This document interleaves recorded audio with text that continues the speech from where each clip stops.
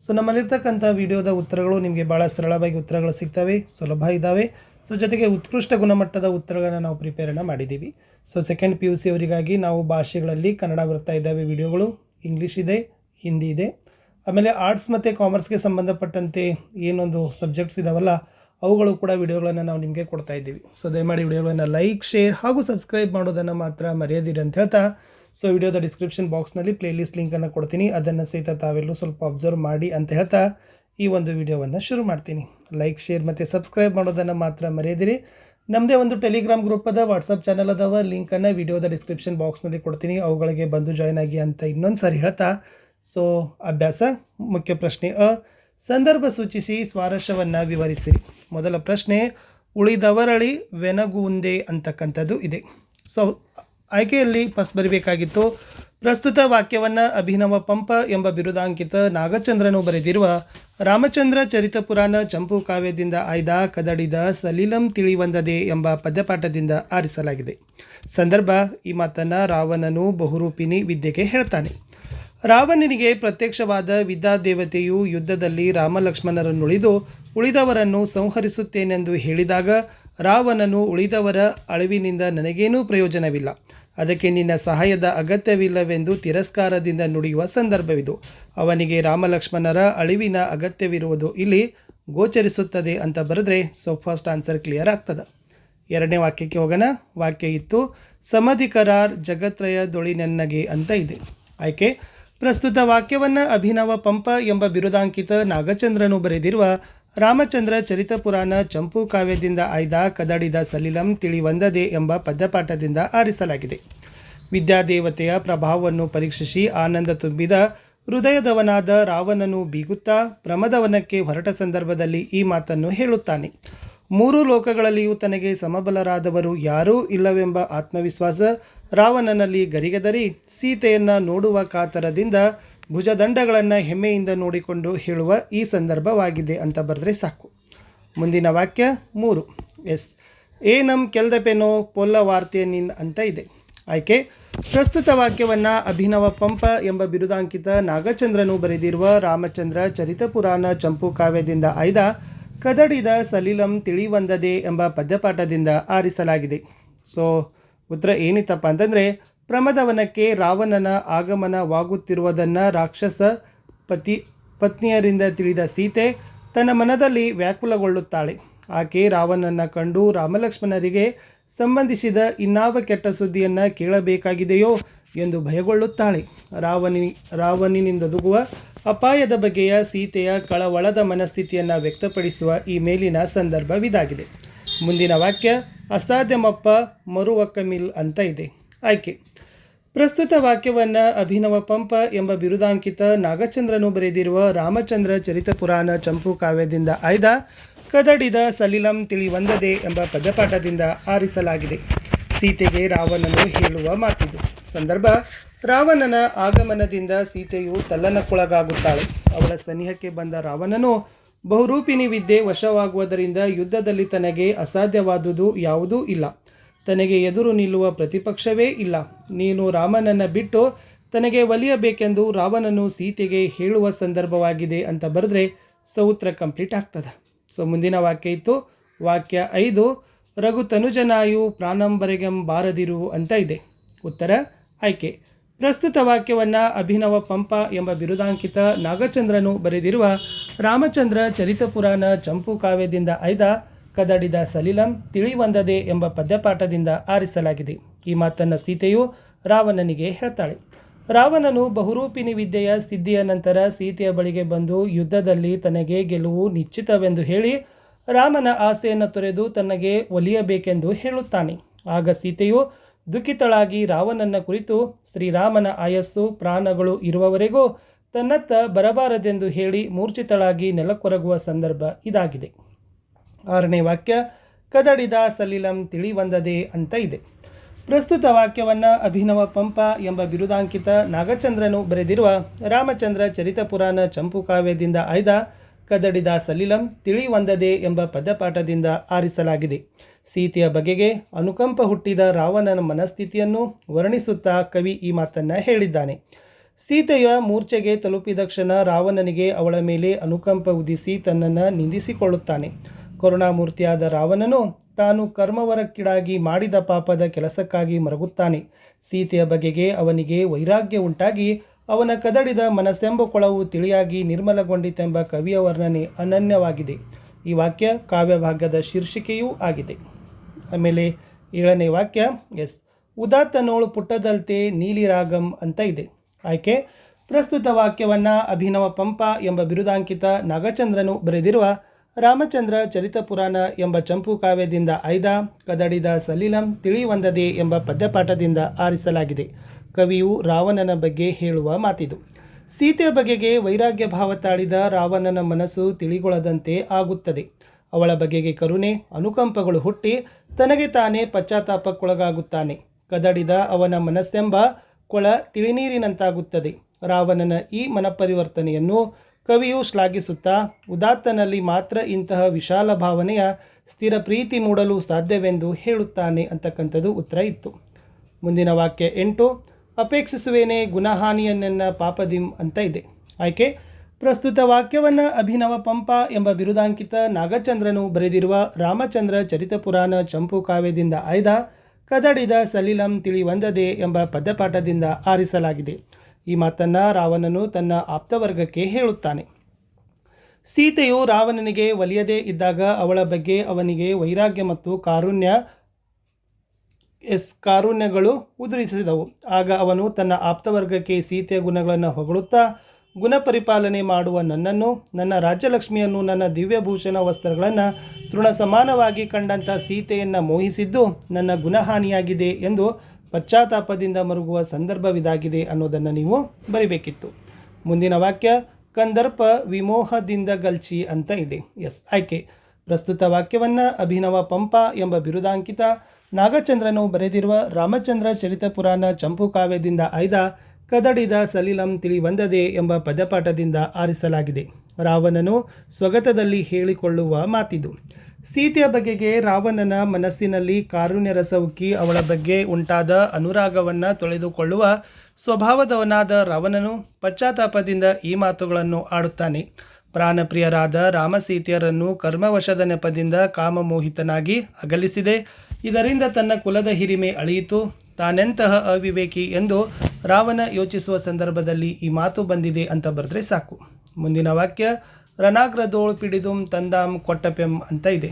ಉತ್ತರ: ಪ್ರಸ್ತುತ ವಾಕ್ಯವನ್ನು ಅಭಿನವ ಪಂಪ ಎಂಬ ಬಿರುದಾಂಕಿತ ನಾಗಚಂದ್ರನು ಬರೆದಿರುವ ರಾಮಚಂದ್ರ ಚರಿತಪುರಾಣ ಚಂಪು ಕಾವ್ಯದಿಂದ ಆಯ್ದ ಕದಡಿದ ಸಲಿಲಂ ತಿಳಿವಂದದೆ ಎಂಬ ಪದ್ಯದಿಂದ ಆರಿಸಲಾಗಿದೆ. ಈ ಮಾತನ್ನು ರಾವಣ ತನಗೆ ತಾನೇ ಹೇಳಿಕೊಳ್ಳುತ್ತಾನೆ. ಸೀತೆಯನ್ನು ರಾಮನಿಗೆ ಹಿಂದಿರುಗಿಸುವ ತೀರ್ಮಾನಕ್ಕೆ ರಾವಣನು ಬರುತ್ತಾನೆ. ಆದರೆ ತನ್ನ ಶಕ್ತಿ, ಸಾಮರ್ಥ್ಯ, ಪರಾಕ್ರಮ, ವೀರತ್ವ ಬಿರುದುಗಳಿಗೆ ಕುಂದುಂಟಾಗುತ್ತದೆಂದು ಬಗೆದು ಅವನು ಎರಡೂ ಸೇನೆ ಹೊಗಳುವಂತೆ ಯುದ್ಧ ಮಾಡಿ ರಾಮಲಕ್ಷ್ಮಣರನ್ನು ರಥಹೀನರನ್ನಾಗಿ ಮಾಡಿ ಸೆರೆ ಹಿಡಿದು ಯುದ್ಧ ಭೂಮಿಯ ಅಗ್ರಭಾಗದಲ್ಲಿ ಸೀತೆಯನ್ನು ಒಪ್ಪಿಸುವ ತೀರ್ಮಾನಕ್ಕೆ ಬರುವ ಸಂದರ್ಭ ಇದಾಗಿದೆ. ಇನ್ನು ಬಹು ಆಯ್ಕೆ ಪ್ರಶ್ನೆ ಮತ್ತು ಉತ್ತರಗಳನ್ನು ನೋಡೋಣ. ತುಂಬ ಇಂಪಾರ್ಟೆಂಟ್ ಇದೆ. ರಾವಣನ ಎದುರು ಪ್ರತ್ಯಕ್ಷವಾದ ವಿದ್ಯಾದೇವತೆ ಬಹುರೂಪಿಣಿ ವಿದ್ಯೆ. ಯಾರನ್ನು ಕೊಲ್ಲುವುದಿಲ್ಲವೆಂದು ವಿದ್ಯಾದೇವತೆ ಹೇಳಿತು? ರಾಮಲಕ್ಷ್ಮಣರನ್ನು. ಮಯ ತನುಜ ಎಂದರೆ ಮಂಡೋದರಿ. ಸೀತೆಯನ್ನು ರಾವಣ ಎಲ್ಲಿರಿಸಿದ್ದ? ಪ್ರಮದವನದಲ್ಲಿ. ರಾವಣನ ಆಗಮನವನ್ನು ಸೀತೆಗೆ ತೋರಿಸಿದವರು ಯಾರು? ಖಚರಕಾಂತೆಯರು. 6ನೇದು, ಸೀತೆ ಯಾವುದನ್ನು ಹುಲ್ಲಿಗೆ ಸಮಾನವೆಂದು ಭಾವಿಸಿದಳು? ರಾವಣನ ರೂಪ. ಸೀತೆ ರಾವಣನ ಏನೆಂದು ಬೇಡಿಕೊಂಡಳು? ಯುದ್ಧದಲ್ಲಿ ರಾಮಲಕ್ಷ್ಮಣರನ್ನು ಕೊಲ್ಲಬೇಡ. ರಾವಣನಿಗೆ ಯಾರ ಬಗ್ಗೆ ವೈರಾಗ್ಯ ಮೂಡಿತು? ಸೀತೆ. ವಿಭೀಷಣ ಯಾರು? ರಾವಣನ ಸಹೋದರ. ಸೌಮಿತ್ರಿ ಅಂದರೆ ಯಾರು? ಲಕ್ಷ್ಮಣ. ಇನ್ನು 2 ಅಂಕದ ಪ್ರಶ್ನೆಗಳು, 2-3 ವಾಕ್ಯದಲ್ಲಿ ಉತ್ತರವನ್ನು ಬೇಯಿಸ್ತಕ್ಕಂಥ ಪ್ರಶ್ನೆಗಳು. ಬಹುರೂಪಿಣಿ ವಿದ್ಯೆಯು ರಾವಣನಿಗೆ ಏನೆಂದು ಆಶ್ವಾಸನೆ ಇತ್ತಿತು? ಉತ್ತರ: ಬಹುರೂಪಿಣಿ ವಿದ್ಯೆಯು ಚಕ್ರಧರನಾದ ಲಕ್ಷ್ಮಣನನ್ನು ಹಾಗೂ ಚರಮದೇಹಧಾರಿಯಾದ ರಾಮನನ್ನು ಬಿಟ್ಟು ಉಳಿದವರೆಲ್ಲರನ್ನು ನಾಶಗೊಳಿಸುತ್ತೇನೆ, ಉಳಿಸುವುದಿಲ್ಲ ಎಂದು ರಾವಣನಿಗೆ ಆಶ್ವಾಸನೆ ಇತ್ತಿತು. 2ನೇ ಪ್ರಶ್ನೆ, ರಾವಣ ತನ್ನ ಅಂತಃಪುರದ ಸ್ತ್ರೀಯರನ್ನು ಹೇಗೆ ಸಂತೈಸಿದನು? ರಾವಣನು ತನ್ನ ಅಂತಃಪುರದ ಸ್ತ್ರೀಯರ ಬಾಡಿದ ಮುಖಗಳನ್ನು ಕಂಡು, ನಿಮಗೆ ಇಂತಹ ಅವಮಾನ ಮಾಡಿದ ಅಂಗದಾದಿಗಳನ್ನು ಭೂಭಂಗ ಮಾತ್ರದಲ್ಲಿ ಸೆರೆ ಹಿಡಿದು ತಂದು ನಿಮ್ಮೆದರು ಬಹುವಿಧವಾಗಿ ಶಿಕ್ಷಿಸುತ್ತೇನೆಂದು ಸಂತೈಸಿದನು.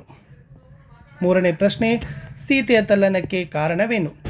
ರಾವಣನ ಆಗಮನದ ಸುದ್ದಿ ತಿಳಿದ ಸೀತೆಯು ರಾಮಲಕ್ಷ್ಮಣರ ಬಗ್ಗೆ ಏನನ್ನು ಕೇಳಬೇಕಾಗುತ್ತದೆಯೋ, ಯಾವ ಕೆಟ್ಟ ಸುದ್ದಿಯನ್ನು ರಾವಣ ತಂದಿರುವನೋ ಎಂದು ಸೀತೆ ತಲ್ಲಣಗೊಂಡಳು. 4ನೇ ಪ್ರಶ್ನೆ, ರಾವಣನು ಸೊಕ್ಕಿನಿಂದ ಸೀತೆಯನ್ನು ಉದ್ದೇಶಿಸಿ ಆಡಿದ ಮಾತುಗಳಾವವು? ಉತ್ತರ, ರಾವಣನು ಸೊಕ್ಕಿನಿಂದ ಸೀತೆಯನ್ನು ಕುರಿತು, ನನಗೆ ಬಹುರೂಪಿಣಿ ವಿದ್ಯೆ ಸಿದ್ಧಿಯಾಗಿದೆ, ನನಗೆ ಅಸಾಧ್ಯವಾದುದು ಯಾವುದೂ ಇಲ್ಲ, ನೀನು ನಿನ್ನ ನೆಚ್ಚಿನ ರಾಮನನ್ನು ಬಿಟ್ಟು ನನ್ನನ್ನು ಒಪ್ಪಿಕೊಂಡು ಸಾಮ್ರಾಜ್ಯ ಸುಖವನ್ನು ಅನುಭವಿಸು ಎಂದು ನುಡಿದನು. 5ನೇ ಪ್ರಶ್ನೆ, ರಾವಣನಿಗೆ ಸೀತೆಯ ಬಗ್ಗೆ ವೈರಾಗ್ಯ ಮೂಡಿದ ಸಂದರ್ಭವನ್ನು ವಿವರಿಸಿರಿ. ಸೀತೆಯು ರಾವಣನ ಕಲ್ಲಿನೆದುರಲ್ಲೇ ಮೂರ್ಛೆ ತಪ್ಪಿ ನೆಲಕ್ಕೆ ಬಿದ್ದಾಗ ರಾವಣನಿಗೆ ಸೀತೆಯಲ್ಲಿ ವೈರಾಗ್ಯ ಮೂಡಿತು. ಕದಡಿ ಹೋದ ನೀರು ತನಗೆ ತಾನೇ ತಿಳಿಯಾಗುವಂತೆ ರಾವಣನಲ್ಲಿ ಸೀತೆಯ ಮೇಲಿನ ವ್ಯಾಮೋಹ ದೂರಾಗಿ ವೈರಾಗ್ಯ ಮೂಡಿತು. ಪ್ರಶ್ನೆ 6, ರಾವಣನು ತನ್ನ ಆಪ್ತರನ ಕುರಿತು ಏನೆಂದು ಹೇಳಿದನು? ಉತ್ತರ, ರಾವಣನು ತನ್ನ ಆಪ್ತರಿಗೆ ತನ್ನ ಗುರಿಪಾಲನೆಗಾಗಿ ಸೀತೆಯು ನನ್ನ ಬಗ್ಗೆ ಮನಸ್ಸು ಮಾಡಲಿಲ್ಲ, ನನ್ನ ದಿವ್ಯಭೂಷಣ ವ್ಯಸನಗಳನ್ನಾಗಲಿ ಖೇಚರ ರಾಜ್ಯವನ್ನಾಗಲಿ ಬಯಸದೆ ಅವನ್ನು ತೃಣಸಮಾನವಾಗಿ ಕಂಡಳು. ಹೀಗಾಗಿ ಪೌರುಷ ಪ್ರಣಯಿಯಾದ ನಾನು ಪಾಪಗೈದು ಇವಳನ್ನು ಬಯಸುತ್ತೇನೆಯೇ ಎಂದು ಹೇಳಿದನು. 7ನೇ ಪ್ರಶ್ನೆ, ಈಗಲೇ ಸೀತೆಯನ್ನು ರಾಮನಿಗೊಪ್ಪಿಸಲು ರಾವಣ ಬಯಸಲಿಲ್ಲವೇಕೆ? ಉತ್ತರ, ಈಗಲೇ ಸೀತೆಯನ್ನು ರಾಮನಿಗೊಪ್ಪಿಸಿಬಿಟ್ಟರೆ ಇದುವರೆಗೆ ತಾನು ತೋರಿದ ಪರಾಕ್ರಮ, ಕೊಡುಮ ಕಟ್ಟಾಯ, ಬೀರ ಬಿರುದುಗಳು ವ್ಯರ್ಥಗೊಳ್ಳುತ್ತವೆ. ಹಾಗಾಗಬಾರದೆಂದು ಯೋಚಿಸಿದ ರಾವಣನು ಸೀತೆಯನ್ನು ರಾಮನಿಗೆ ಒಪ್ಪಿಸಲಿಲ್ಲ. ಪ್ರಶ್ನೆ 8, ರಾವಣನು ಅಂತಿಮವಾಗಿ ಯಾವ ನಿರ್ಧಾರಕ್ಕೆ ಬರುತ್ತಾನೆ? ಉತ್ತರ, ಯುದ್ಧದಲ್ಲಿ ಎರಡೂ ಸೇನೆಯು ಹೊಗಳುವಂತೆ ಹೋರಾಡಿ ಕೊನೆಗೆ ರಾಮಲಕ್ಷ್ಮಣರನ್ನು ವಿರತರನ್ನಾಗಿ ಮಾಡಿ ಸೆರೆ ಹಿಡಿದು ತಂದು ಅನಂತರ ಸೀತೆಯನ್ನು ರಾಮನಿಗೆ ಒಪ್ಪಿಸುತ್ತೇನೆಂಬ ನಿರ್ಧಾರಕ್ಕೆ ಅಂತಿಮವಾಗಿ ಬರುತ್ತಾನೆ.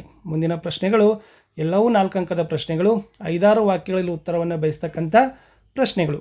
ಮೊದಲ ಪ್ರಶ್ನೆ, ರಾವಣನು ಬಹುರೂಪಿಣಿ ವಿದ್ಯೆಯನ್ನು ಒಲಿಸಿಕೊಂಡ ಸಂದರ್ಭವನ್ನು ವಿವರವಾಗಿ ಬರೆಯಿರಿ. ಉತ್ತರ, ರಾವಣನು ಶಾಂತಿಜಿನ ಭವನದೊಳಗೆ ಧ್ರುವಮಂಡಲದಂತೆ ನಿಚ್ಚಲವಾದ ಮನಸ್ಸಿನಿಂದ ಕುಳಿತು ದಿವ್ಯ ಮಂತ್ರಗಳಿಂದ ಬಹುರೂಪಿಣಿ ವಿದ್ಯೆಯನ್ನು ಸಾಧಿಸಿಕೊಳ್ಳುತ್ತಾನೆ. ಮುಂಗಾರಿನ ಸಿಡಿಲಿನ ಅರ್ಭಟವನ್ನು ಮೀರುವಂತೆ ರಾವಣನೆದುರು ಪ್ರತ್ಯಕ್ಷವಾದ ವಿದ್ಯಾದೇವತೆಯು ಯಮನ ನಾಲಗೆಯಲ್ಲಿ ನುಡಿಯುತ್ತಾ ಜಿಸುಸು ಬೆಸಸು ಎಂದು ಕೈಗಳನ್ನು ಹಾಕುತ್ತಾ ಕೇಳಿತು. ರಾವಣನ ಇಚ್ಛೆಯನ್ನು ಅರಿತ ವಿದ್ಯಾದೇವತೆಯು ಚಕ್ರಧಾರಿಯಾದ ಲಕ್ಷ್ಮಣವನ್ನು, ಚರಮದೇಹಧಾರಿಯಾದ ರಾಮನನ್ನು ಬಿಟ್ಟು ಉಳಿದವರ ಸಾವಿನಿಂದ ಉಳಿದವರನ್ನು ನಾಶಗೊಳಿಸುತ್ತೇನೆಂದು ನುಡಿಯಿತು. ಅದಕ್ಕೆ ರಾವಣನು ಪ್ರಯೋಜನವಿಲ್ಲವೆಂದು ಹೇಳಿ ವಿದ್ಯಾದೇವತೆಗೆ ನಮಸ್ಕರಿಸಿ ಶಾಂತಿಜಿನ ಭವನವನ್ನು 3 ಬಾರಿ ಪ್ರದಕ್ಷಿಣೆ ಬಂದು ಅಂತಃಪುರಕ್ಕೆ ಬರುತ್ತಾನೆ. ಇದೇ ಸಂದರ್ಭದಲ್ಲಿ ಅಂಗದಾದಿಗಳು ಅವನ ಅಂತಃಪುರಕ್ಕೆ ಬಂದು ರಾವಣನ ರಾಣಿಯರನ್ನು ನಿಂದಿಸಿ ಕಾಡಿ ಅವಮಾನಗೊಳಿಸಿ ಹೋಗಿರುತ್ತಾರೆ. ರಾವಣನಲ್ಲಿರುವ ಏಕಾಗ್ರಚಿತ್ತ ಮತ್ತು ತನಗೊಲಿದ ಬಹುರೂಪಿಣಿ ವಿದ್ಯೆಯಿಂದ ತನಗ್ಯಾವ ಪ್ರಯೋಜನವೂ ಇಲ್ಲ ಎಂದು ತಿಳಿದಾಗ ಅದನ್ನು ಗೌರವಿಸುವ ಮಾನವೀಯ ಗುಣವನ್ನು ಕವಿ ಇಲ್ಲಿ ಚಿತ್ರಿಸಿದ್ದಾರೆ. ಮುಂದಿನ ಪ್ರಶ್ನೆಗೆ ಬರ್ತೀನಿ. ಪ್ರಶ್ನೆ 2, ಪ್ರಮದವನದಲ್ಲಿ ರಾವಣ ಸೀತೆಯರ ನಡುವಿನ ನಡೆದ ಸಂಭಾಷಣೆಯನ್ನು ವಿವರಿಸಿರಿ. ಉತ್ತರ, ರಾವಣನು ಪ್ರಮದವನಕ್ಕೆ ಪುಷ್ಪ ಬಾಣಗಳೆಲ್ಲದ ಮನ್ಮಥನಂತೆ ಬರುತ್ತಾನೆ. ಅವನ ಗಂಡಗಾಂಡಿಯಂತಹ ರೂಪವು ಸೀತೆಗೆ ತೃಣ ಸಮಾನವೆನಿಸಿತು.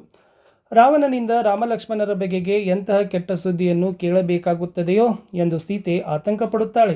ಸೀತೆಯ ಸನಿಹ ಬಂದ ರಾವಣನು ಬಹುರೂಪಿಣಿ ವಿದ್ಯೆ ನನಗೆ ಸಿದ್ಧಿಸಿದೆ, ನನಗೆ ಅಸಾಧ್ಯವಾದ ಪ್ರತಿಪಕ್ಷವಿಲ್ಲ, ಹಾಗಾಗಿ ನಿನ್ನ ಪ್ರೀತಿಯ ರಾಮನ ದೆಸೆಯನ್ನು ಬಿಟ್ಟು ನನ್ನನ್ನು ಒಪ್ಪಿಕೊಂಡು ಸಾಮ್ರಾಜ್ಯ ಸುಖವನ್ನು ಅನುಭವಿಸು ಎನ್ನುತ್ತಾನೆ. ದುಃಖಿತಳಾದ ಸೀತೆಯು ನನ್ನ ಮೇಲೆ ಕರುಣೆ ತೋರುವುದಾದರೆ ರಾವಣನೇ ರಘುಸುತನ ಆಯಪ್ರಾಣದವರೆಗೆ ಬಾರದಿರದೆಂದು ಹೇಳುವಷ್ಟರಲ್ಲೇ ನೆರಕುರುಳಿ ಮೂರ್ಛೆ ಹೋಗುತ್ತಾಳೆ. ಮೂರ್ಛೆ ಹೋದ ಸೀತೆಯನ್ನು ಕಂಡ ರಾವಣನಿಗೆ ಕರುಣೆ, ಅನುಕಂಪ ಹುಟ್ಟಿ ಅವಳ ಬಗ್ಗೆ ವೈರಾಗ್ಯ ಮೂಡುವುದು ರಾವಣನಲ್ಲಿ ಉದ್ಭವಿಸುವ ಮೋಹದ ಸೊಕ್ಕು ಸೀತೆಯು ತನ್ನನ್ನು ರಕ್ಷಿಸಿಕೊಳ್ಳಲು ಕೇಳಿಕೊಳ್ಳುವ ಕಾರುಣ್ಯತೆಯನ್ನು ಕವಿಹೃದಯ ಕಲಕುವಂತೆ ಚಿಂಬಿಸಿದ್ದಾರೆ. 3ನೇ ಪ್ರಶ್ನೆ, ರಾವಣನ ಮನಪರಿವರ್ತನೆಯ ಸಂದರ್ಭವನ್ನು ಕವಿ ಹೇಗೆ ಚಿತ್ರಿಸಿದ್ದಾನೆ ವಿವರಿಸಿರಿ. ಉತ್ತರ, ರಾವಣನ ಮನಪರಿವರ್ತನೆಯನ್ನು ಕವಿ ಹೃದಯಂಗಮವಾಗಿ ಚಿತ್ರಿಸಿದ್ದಾನೆ. ಸೀತೆಯು ಮೂರ್ಛಿತೆಯಾಗಲು ರಾವಣನಿಗೆ ಅವಳ ಬಗ್ಗೆ ಅನುಕಂಪ ಹುಟ್ಟಿತು. ಅವಳನ್ನು ಕರುಣೆಯಿಂದ ಕಂಡು ತನ್ನನ್ನೇ ನಿಂದಿಸಿಕೊಳ್ಳುತ್ತಾನೆ. ಕರ್ಮವಶಕ್ಕೊಳಗಾಗಿ ಮಾಡಿದ ಕೆಟ್ಟ ಕಾರ್ಯಕ್ಕಾಗಿ ಪರಿತಪಿಸುತ್ತಾನೆ. ಸೀತೆಯ ಬಗೆಗೆ ಮೋಹಗೊಂಡು ಕದಡಿದ ರಾಡಿಯಂತಾಗಿದ್ದ ಅವನ ಮನವೆಂಬ ಕೊಳ ಹುಟ್ಟಿದ ವೈರಾಗ್ಯದಿಂದ ತಿಳಿಯಾದ ನಿರ್ಮಲವಾದ ಜಲದಂತಾಗುತ್ತದೆ. ಉದಾತ್ತನಾದ ರಾವಣನಲ್ಲಿ ಸೀತೆಯ ಬಗೆಗೆ ನೀಲಿರಾಗ ಹುಟ್ಟುತ್ತದೆ. ಸೂರ್ಯನು ತನಗೆ ಹತ್ತಿದ ಸಂಧ್ಯಾರಾಗದಿಂದ ಮುಕ್ತಗೊಳ್ಳುವಂತೆ ರಾವಣನು ಸೀತಾ ವ್ಯಾಮೋಹದಿಂದ ಮುಕ್ತನಾಗಿ ಉತ್ತಮನಾಗಿ ಪರಿವರ್ತನೆಗೊಳ್ಳುತ್ತಾನೆ. ಹೀಗೆ ಕಾರುಣ್ಯರಗಮೂರ್ತಿಯಾದ ರಾವಣನ ಮನಪರಿವರ್ತನೆಯನ್ನು ಓದುಗರ ಮನಮುಟ್ಟುವಂತೆ ಕವಿಯು ಚಿತ್ರಿಸಿದ್ದಾನೆ. ಉತ್ತಮ ಶ್ರೇಷ್ಠರಾದ ವ್ಯಕ್ತಿಗಳಲ್ಲಿ ಪ್ರೀತಿ ಕರುಣೆಗಳು ಹುಟ್ಟುತ್ತವೆ, ಹೃದಯ ಕರಗುತ್ತದೆ ಎಂಬುದಕ್ಕೆ ಇಲ್ಲಿ ರಾವಣನೇ ಪ್ರತ್ಯಕ್ಷದರ್ಶಿಯಾಗಿ ಕಂಗೊಳಿಸುತ್ತಾನೆ. ಮುಂದಿನ ಪ್ರಶ್ನೆ, ರಾವಣನಲ್ಲಿ ಕಂಡುಬರುವ ಪಶ್ಚಾತ್ತಾಪವನ್ನು ಕವಿ ಹೇಗೆ ನಿರೂಪಿಸಿದ್ದಾನೆ? ಉತ್ತರ, ಸೀತೆಯ ಮನೋದಾಢ್ರ್ಯವನ್ನು, ದೀನಾವಸ್ಥೆಯನ್ನು ನೋಡಿದ ರಾವಣನ ಚಿತ್ರ ಮನಪರಿವರ್ತನೆಗೊಳ್ಳುತ್ತದೆ. ಮಾಡಿದ ಅಕಾರ್ಯಕ್ಕಾಗಿ ಪಶ್ಚಾತ್ತಾಪದಿಂದ ಪರಿತಪಿಸಿ ವಿವೇಕೋದಯವಾಗುವ ರಾವಣನ ಕವಿ ಸೊಗಸಾಗಿ ಚಿತ್ರಿಸಿದ್ದಾನೆ. ಪೌರುಷ ಪ್ರಣಯಿಯಾದ ತಾನು ಸೀತೆಯನ್ನು ಅಪೇಕ್ಷಿಸಿ ಗುಣಹಾನಿ ಮಾಡಿಕೊಂಡ ಪಾಪಿ ತಾನೆಂದು ರಾವಣ ಪಶ್ಚಾತ್ತಾಪ ಪಡುತ್ತಾನೆ. ಪ್ರಾಣಪ್ರಿಯರಾದ ಸೀತಾರಾಮರನ್ನು ಕರ್ಮವಶಕ್ಕೊಳಗಾಗಿ ಕಾಮಮೋಹಿತನಾಗಿ ಅಗಲಿಸಿದ ತಾನು ಅವಿವೇಕಿಯಾದೆನೆಂದು, ಇದರಿಂದ ತನ್ನ ಕುಲದ ಹಿರಿಮೆ ಅಳಿಯಿತೆಂದು ಪರಿತಪಿಸುತ್ತಾನೆ. ಇದರಿಂದ ಸೀತೆಗುಂಟಾದ ದುಃಖದ ಬಗ್ಗೆ ಮರಗುತ್ತಾನೆ. ತನ್ನ ಈ ಕಾರ್ಯದಿಂದ ಕೆಟ್ಟ ಗೆಲುವಿನ ಶಬ್ದ ಎಲ್ಲೆಡೆ ತುಂಬಿದ ಬಗ್ಗೆ ಪಶ್ಚಾತ್ತಾಪ ದಗ್ಧನಾಗುತ್ತಾನೆ. ಹಿತಬೋಧನೆ ಮಾಡಿದ ವಿಭೀಷಣನನ್ನು ಅವಿನೀತನೆಂದು ಗದರಿ ಗರ್ಜಿಸಿ ಬೈದದ್ದನ್ನು ನೆನೆದು ನನ್ನಂತಹ ದುರ್ವ್ಯಸನಿ ಇಲ್ಲವೆಂದು ಚಿಂತೆಯಲ್ಲಿ ದೇಯುತ್ತಾನೆ. ನನ್ನಂಥ ವ್ಯಸನಿಗಳು ಕೀರ್ತಿನಾಶ, ಪರಾಭವ, ಅವಮಾನ, ಜನತಾವಾದವೇ ಮೊದಲಾದವುಗಳನ್ನು ತಿಳಿಯರು ಎಂದು ಪಾಪಪ್ರಜ್ಞೆಯಲ್ಲಿ ರಾವಣನು ಬೆಂದು ಉದ್ವೇಗ ಪರವಶನಾಗುವುದನ್ನು ಕವಿಯು ಸೊಗಸಾಗಿ ನಿರೂಪಿಸಿದ್ದಾನೆ. ತನ್ನ ಕರ್ಮಫಲದಿಂದಾಗಿ ಮೂಡಿದ ತಪ್ಪಿನಿಂದಾಗಿ ಪಶ್ಚಾತ್ತಾಪ ಪಡುವ ರಾವಣನ ಕರುಣಾಜನಕ ಚಿತ್ರವು ಇಲ್ಲಿ ಸೊಗಸಾಗಿದೆ. ಕಡೆ ಪ್ರಶ್ನೆ, ಕದಡಿದ ಸಲಿಲಂ ತಿಳಿವಂದದೆ ಕಾವ್ಯಭಾಗದಲ್ಲಿ ಕಂಡುಬರುವ ರಾವಣನ ವ್ಯಕ್ತಿತ್ವವನ್ನು ವಿಮರ್ಶಿಸಿರಿ, ನಿಮ್ಮ ಮಾತುಗಳಲ್ಲಿ ಉತ್ತರಿಸಿರಿ. ಉತ್ತರ, ಕದಡಿದ ಸಲಿಲಂ ತಿಳಿವಂದದೆ ಕಾವ್ಯಭಾಗದಲ್ಲಿ ರಾವಣನ ವ್ಯಕ್ತಿತ್ವ ಉತ್ತಮವಾಗಿ ಚಿತ್ರಿತವಾಗಿದೆ. ಪರಾಂಗನಾವಿರತಿ ವ್ರತಧಾರಿಯಾದ ರಾವಣನು ವಿಧಿವಶಕ್ಕೊಳಗಾಗಿ ಸೀತೆಯನ್ನು ಅಪಹರಿಸುತ್ತಾನೆ. ವಿದ್ಯಾದೇವತೆಯು ರಾಮಲಕ್ಷ್ಮಣರನ್ನು ಕೊಲ್ಲಲಾಗದೆಂದು ಹೇಳಿದ ನಂತರವೂ ಯುದ್ಧೋತ್ಸಾಹದ ವ್ಯಕ್ತಿತ್ವವನ್ನು ರಾವಣ ಪ್ರದರ್ಶಿಸುತ್ತಾನೆ. ಸೀತೆಯನ್ನು ಒಲಿಸಿಕೊಳ್ಳುವ ಸಂದರ್ಭದಲ್ಲಿ ಸೀತೆಯು ದುಃಖದಿಂದ ರಾಮನನ್ನು ಕೊಲ್ಲದಿರೆಂದು ಬೇಡಿಕೊಂಡಾಗ ರಾವಣನ ಕ್ಷಮಾಗುಣವನ್ನು ಕಾಣಬಹುದು. ವೈರಾಗ್ಯ ಪರವಶನಾದ ರಾವಣನು ಸೀತೆಯ ಬಗೆಗೆ ಕರುಣೆ, ಅನುಕಂಪಗಳನ್ನು ತೋರಿಸುವ ಮಾನವೀಯ ವ್ಯಕ್ತಿತ್ವವನ್ನು ತೋರಿಸುತ್ತಾನೆ. ವಿಭೀಷಣನನ್ನು ನಿಂದಿಸಿದ ಬಗೆಗೆ ಪಶ್ಚಾತ್ತಾಪ ಪಡುತ್ತಾನೆ.